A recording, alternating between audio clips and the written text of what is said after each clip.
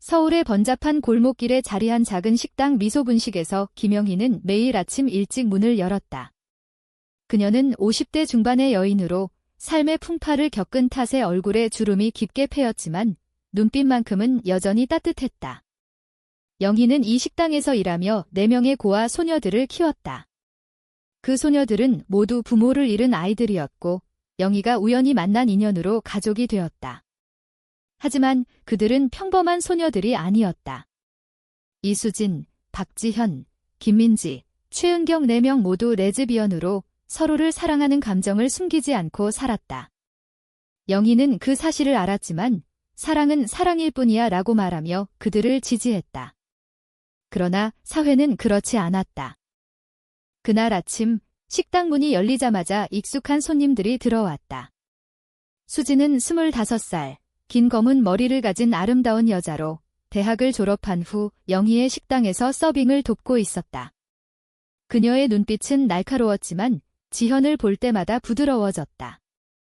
지현은 27살, 짧은 머리에 운동선수 같은 체격으로 근처 헬스장에서 트레이너로 일했다. 민지는 24살, 귀여운 미소가 트레이드마크인 소녀로 예술대학에 다니며 그림을 그렸다. 은경은 26살, 가장 조용한 성격으로 도서관 사서로 일하며 책 속에서 위안을 찾았다. 4명은 영희를 전마라고 불렀고 식당은 그들의 안식처였다. 갑자기 거리에서 검은 SUV가 멈춰섰다. 문이 열리고 양복 차림의 남자가 내려 식당으로 들어왔다. 그는 영희를 보며 말했다. 김영애 씨, 오랜만입니다. 이 아이들의 친척입니다. 영희의 얼굴이 창백해졌다. 그 남자는 수진과 민지의 삼촌이라고 주장하며 부모가 죽기 전에 유언으로 아이들을 맡겼다 오고 말했다. 하지만 영희는 알았다. 그건 거짓말이었다. 아이들은 고아원에서 데려온 아이들이었고 친척은 없었다. 남자는 서류를 내밀며 법적으로 아이들을 데려가겠습니다 라고 선언했다. 식당 안이 소란스러워졌다. 수진이 먼저 나섰다. 누구세요? 우리 엄마한테 왜 이러세요? 지현이 수진의 손을 잡으며 남자를 노려보았다. 영희는 떨리는 목소리로 물었다. 정말 친척이세요? 남자는 미소 지으며 대답했다. 네, 그리고 아이들의 미래를 위해 데려가야 합니다. 이곳은 적합하지 않아요. 그 순간 은경이 책상 뒤에서 서류를 확인했다. 그녀는 조용히 하지만 날카롭게 말했다. 이 서류는 위조된 거예요. 날짜가 맞지 않아요. 남자의 표정이 굳었다. 그는 재빨리 서류를 챙기며 법원에서 보자고 위협했다. SUV가 떠난 후 식당은 침묵에 휩싸였다. 영희는 아이들을 모아 앉혔다. 미안해. 내가 제대로 확인하지 못했어. 수지는 눈물을 흘리며 말했다. 엄마, 우리 가족인데 왜 이런 일이? 지현은 주먹을 쥐며 누군가 우리를 노리는 거야? 왜? 우리 사랑 때문에. 민지는 떨리는 손으로 그림을 그리며 사회가 우리를 용납하지 않아라고 중얼거렸다. 은경은 책을 펴며 우리가 싸워야 해, 법적으로. 그날 밤, 4소녀들은 식당 2층 방에서 모였다. 수진과 지현은 서로를 안으며 위로했다. 지현아, 무서워. 수진의 속삭임에 지현은 함께라면 괜찮아 라고 답했다. 민지와 은경도 손을 잡았다. 민지는 우리 사랑이 죄인가? 라고 물었고 은경은 아니, 사회가 잘못된 거지라고 대답했다. 하지만 그 SUV의 등장으로 그들의 평화로운 삶은 산산조각 났다. 영희는 혼자 부엌에서 울었다. 그녀는 아이들을 지키기 위해 무엇이든 할 각오였다. 그러나 이 사건은 시작에 불과했다. 다음 날 남자가 다시 나타나 더 강력한 압력을 가했다. 그는 아이들의 성정체성을 바로잡아야 한다고 주장하며 보수적인 종교단체와 연결되어 있음을 드러냈다. 수지는 분노하며 우리 사랑은 자연스러운 거예요 라고 소리쳤다. 지현은 남자를 밀치며 나가 라고 외쳤다. 영희는 중재하려 했지만 남자는 법정에서 보자고 사라졌다. 아이들은 각자의 직장에서 압력을 느꼈다. 수지는 대학 친구들로부터 너희 가족 이상해라는 소문을 들었다. 지현은 헬스장 회원들이 레즈비언 트레이너? 불편해라고 중얼거리는 걸 들었다. 민지는 학교에서 교수로부터 내 그림의 동성애 요소가 너무 강해라는 지적을 받았다. 은경은 도서관에서 그런 책 추천하지 마라는 상사의 경고를 받았다.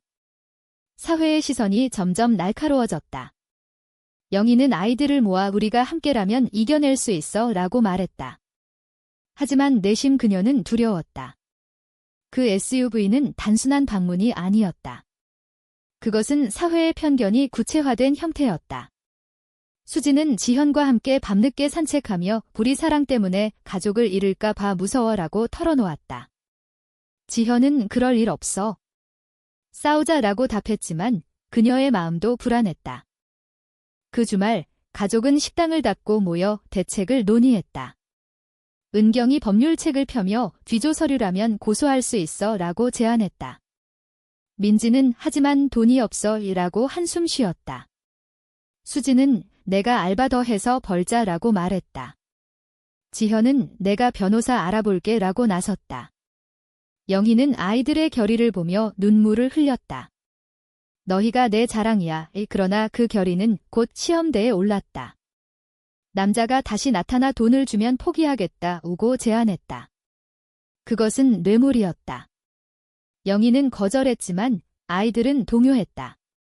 엄마, 그냥 주면 안 돼. 민지의 물음에 영희는 아니, 그건 우리 존엄을 파는 거야 라고 답했다. 이 선택은 그들의 첫 번째 갈등을 불러왔다. 수지는 맞아, 싸워야 해라고 지지했지만 지현은 현실적으로 생각하자라고 반대했다. 가족 내 균열이 시작되었다. 시간이 흘러 법정 소송이 시작되었다. 변호사는 영희 쪽에서 아이들은 이미 성인, 선택권이 있다고 주장했다. 하지만 상대 측은 사회 도덕을 위해 라고 반박했다. 재판정에서 수지는 증언하며 우리 사랑은 죄가 아니에요 라고 말했다. 지현은 가족을 지키고 싶어요 라고 울먹였다. 민지와 은경도 마찬가지였다. 영희는 이 아이들은 내 가족입니다 라고 선언했다. 그러나 판사는 보수적이었다.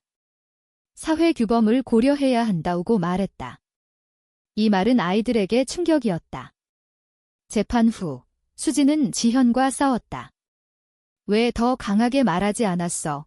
지현은 현실을 봐 라고 소리쳤다. 이 대립은 그들의 관계를 흔들었다. 영희는 아이들을 달래며 하나가 되자라고 말했다. 하지만 압력은 계속되었다. 사회 미디어가 그들을 비난하기 시작했다. 레즈비언 가족. 추악해라는 댓글이 쏟아졌다. 아이들은 상처받았지만 포기하지 않았다.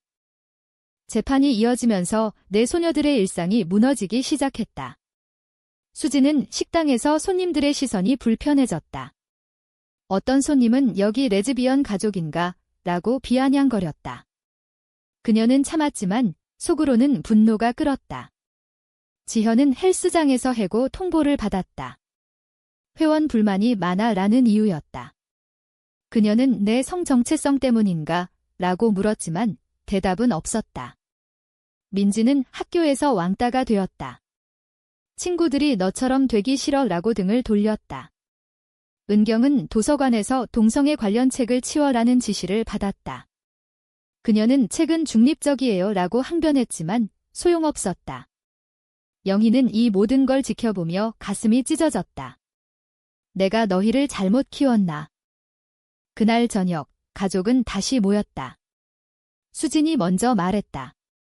우리 포기할까? 그냥 따로 살아. 지현은 잔돼. 그게 그들의 승리야 라고 반대했다. 민지는 울며 난 무서워. 사회가 너무 잔인해 라고 말했다. 은경은 우리가 변하면 안 돼. 우리 사랑은 진짜야 라고 설득했다. 영희는 너희 선택을 존중할게 라고 말했다. 하지만 이 대화는 새로운 갈등을 낳았다. 수진과 지현의 관계가 흔들리기 시작했다. 수진은 너 왜 나한테 화풀이 해? 라고 물었고 지현은 나도 힘들어 라고 소리쳤다. 민지와 은경도 비슷했다. 민지는 은경아, 너 항상 책만 봐. 현실을 봐라고 비난했다. 은경은 책이 우리를 구할 수 있어 라고 답했다. 가족의 유대가 시험받고 있었다. 검은 SUV의 남자가 다시 나타났다. 이번에는 돈 봉투를 들고 왔다. 이 돈으로 새 삶을 시작하세요.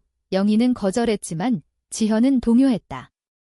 엄마, 현실적으로 그녀의 말에 수지는 배신이야 라고 외쳤다. 이 순간 지현은 선택의 기로에 섰다. 그녀는 돈을 받지 않았지만 마음속에 의심이 싹 텄다. 우리 사랑이 정말 가치 있어. 사회의 압력이 그녀를 흔들었다. 민지는 은경에게 불이 헤어질까? 라고 물었다. 은경은 안 돼. 그건 패배야 라고 답했지만 눈물 지섰다. 영희는 아이들을 안으며 사랑은 희생이야 라고 말했다. 재판이 고조되면서 미디어가 개입했다. 뉴스에서 레즈비언 고아 가족의 비극이라는 제목으로 보도되었다. 사람들은 온라인에서 논쟁했다. 그런 가족은 안 돼 vs 사랑의 자유를. 아이들은 이 논란의 중심에 섰다. 수지는 인터뷰에서 우리 그냥 사람일 뿐이에요 라고 말했다. 하지만 악플이 쏟아졌다. 지현은 이제 그만하자라고 포기하려 했지만 수진의 눈빛에 다시 일어났다. 민지는 그림으로 자신의 감정을 표현했다. 사랑의 색깔이라는 제목의 작품으로 사회의 편견을 비판했다. 은경은 책을 통해 비슷한 사례를 연구했다. 역사적으로 동성애는 항상 싸워왔다. 그러나 배신이 일어났다. 지현의 옛 친구가 상대 측에 정보를 팔았다. 지현이 과거에 남자와 사귄 적 있어 라는 거짓 증언이었다. 재판정에서 이게 드러나자 수지는 충격받았다. 지현아, 정말이야. 지현은 아니, 거짓말이야. 라고 부정했지만 신뢰가 깨졌다. 민지는 은경에게 너도 숨기는 거 있지? 라고 의심했다. 은경은 없어. 라고 답했지만 관계가 긴장되었다. 영희는 믿음이 중요해 라고 조언했지만 아이들은 각자 고립되었다. 이 배신은 그들의 내적 갈등을 증폭시켰다. 수지는 혼자 울며 돼 우리만 이라고 중얼거렸다. 시간이 지나 재판의 판결 날이 다가왔다. 아이들은 각자 결정을 내려야 했다. 수지는 싸우자라고 주장했고 지현은 타협하자라고 말했다. 이 의견 차이는 싸움으로 번졌다. 민지와 은경도 마찬가지였다. 영희는 중재하며 가족이란 함께하는 거야 라고 말했다. 하지만 압력이 너무 컸다. SUV 남자가 마지막 제안을 했다. 아이들 중 하나만 데려가겠다. 이 선택은 도덕적 딜레마였다. 누굴 희생할까? 아이들은 아무도 안 돼. 라고 외쳤지만 현실은 잔인했다. 수지는 내가 갈게라고 자원했다. 지현은 안 돼. 라고 막았다. 이 순간 그들의 사랑이 시험받았다. 판결에서 판사는 가족 유지를 선고했다. 하지만 조건이 붙었다. 사회교육을 받으라. 이는 그들의 자유를 제한하는 것이었다. 아이들은 승리했지만 상처받았다. 수진과 지현은 화해했다. 미안해. 나도 민지와 은경도 손을 잡았다. 영희는 이게 시작이야 라고 말했다. 그러나 사회의 시선은 여전했다. 아이들은 더 강해지기로 결심했다. 하지만 이 승리는 대가를 치렀다. 지현은 직장을 잃었고 수지는 친구를 잃었다. 민지는 창작 의욕을 잃었고 은경은 신뢰를 잃었다. 승리 후 가족의 삶은 표면적으로 안정되었다. 하지만 내적 상처는 깊었다. 수지는 밤마다 악몽을 꾸었다. 사회가 우리를 삼킬 거야. 이 지현은 그녀를 안으며 함께라면 괜찮아 라고 위로했지만 자신도 불안했다. 민지는 그림을 그리지 못했다. 영감이 안 와. 분경은 책에 파묻혔지만 현실은 다르다고 한숨 쉬었다. 영희는 식당을 운영하며 아이들을 지켰다. 너희가 행복하면 돼. 그러나 새로운 위기가 왔다. SUV 남자의 뒤에는 보수 단체가 있었다. 그들은 재심 청구를 했다. 이유는 도덕적 해이가. 아이들은 다시 법정으로 끌려갔다. 이번에는 증인들이 많았다. 수진의 옛 연인이 나타나 수진은 정상적이지 않아 라고 증언했다. 수진은 충격받아 그건 과거야 라고 외쳤다. 지현은 분노하며 거짓말이라고 소리쳤다. 민지는 학교 교수로부터 내 작품은 사회를 오염시킨다 라는 말을 들었다. 은경은 상사로부터 퇴사하라는 압력을 받았다. 사회의 편견이 구체화되었다. 가족 내에서 또 다른 배신이 일어났다. 민지가 은경에게 은어 때문에 우리가 이렇게 됐어 라고 비난했다. 은경은 왜 나 탓이야 라고 울었다. 수진과 지현도 싸웠다. 너 왜 나 지키지 않았어? 이 갈등은 관계를 위태롭게 했다. 영희는 화해해라고 중재했지만 소용없었다. 아이들은 각자 고립되었다. 수진은 헤어질까? 라고 생각했다. 지현은 포기할까? 라고 고민했다. 재심에서 판사는 사회규범 우선지라고 말했다. 아이들은 패배할 위기에 처했다. 하지만 은경이 증거를 찾았다. 단체의 불법 활동 그녀는 책과 온라인으로 조사했다. 이 증거로 반격했다. 재판정에서 은경은 이건 편견입니다. 라고 선언했다. 민지는 그림으로 증언했다. 우리 사랑을 보세요. 수진과 지현은 손을 잡고 우리는 가족입니다. 라고 말했다. 영희는 아이들을 지켜주세요. 라고 호소했다. 판결은 승소하지만 단체는 포기하지 않았다. 그들은 미디어 캠페인을 시작했다. 레즈비언 가족 반대, 아이들은 데모에 시달렸다. 수진은 돌을 맞아 다쳤다. 지현은 그녀를 보호하며 괜찮아? 라고 물었다. 민지는 공포에 떨었고 은경은 싸워야 해라고 말했다. 이 사건은 그들의 결의를 강화했다. 하지만 대가는 컸다. 수진은 트라우마를 얻었고 지현은 신체적 상처를 입었다. 가족은 다시 모여 대책을 세웠다. 이주할까? 민지의 제안에 수진은 도망치는 거야 라고 반대했다. 지현은 새 시작지라고 찬성했다. 은경은 저기서 싸우자라고 말했다. 영희는 너희 결정지라고 맡겼다. 이 선택은 또 다른 딜레마였다. 사랑 vs 현실. 아이들은 밤새 논의했다. 결국 싸우자로 결론. 하지만 이 결정으로 더 큰 희생이 따랐다. 지현은 폭행을 당했다. 병원에서 그녀는 수진에게 미안해라고 말했다. 수진은 울며 사랑해라고 답했다. 사회운동이 시작되었다. 아이들은 LGBT 권리를 외쳤다. 미디어에서 지지자들이 나타났다. 그들은 용감해 하지만 반대도 거세졌다. 가족은 위협 편지를 받았다. 영희는 포기할까? 라고 고민했지만 아이들을 보며 버텼다. 이 과정에서 아이들의 내적 성장이었다. 수진은 강해졌어. 지현은 신뢰를 배웠어. 이민지는 창작을 되찾았어. 은경은 현실을 직시했어. 운동이 고조되면서 아이들은 리더가 되었다. 수진은 연설에서 우리 사랑은 평등해요. 라고 외쳤다. 지현은 데모를 이끌었다. 민지는 포스터를 그렸다. 은경은 자료를 배포했다. 영희는 뒤에서 지원했다. 하지만 단체의 반격이 왔다.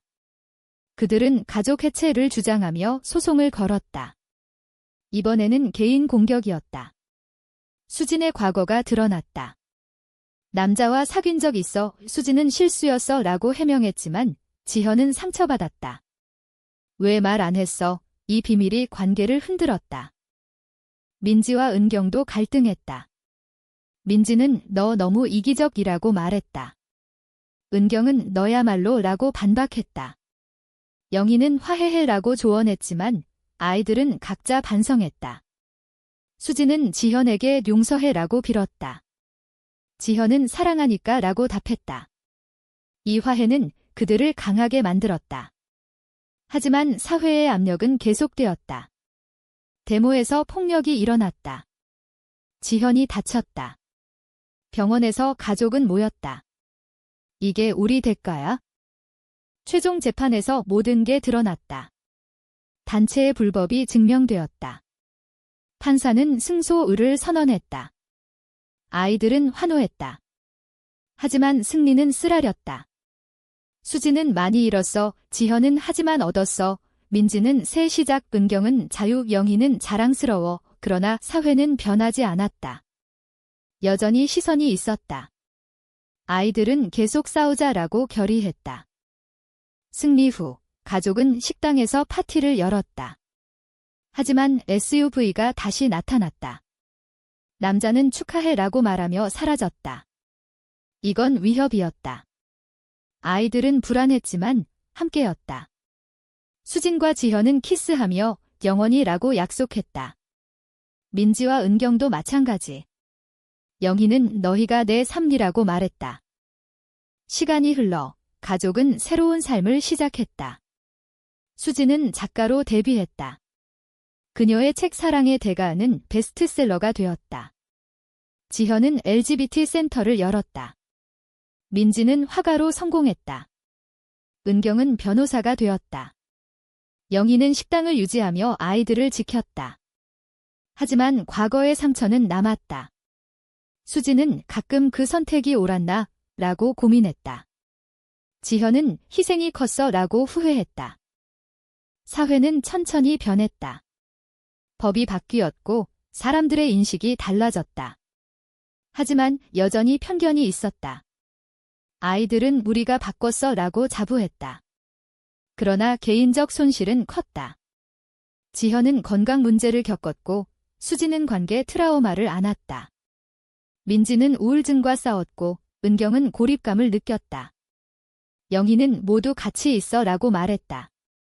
마지막으로 그들은 모여 과거를 회상했다. 검은 SUV가 왔을 때 우리 운명이 바뀌었어. 이 사건은 그들을 성장시켰다. 하지만 질문이 남는다.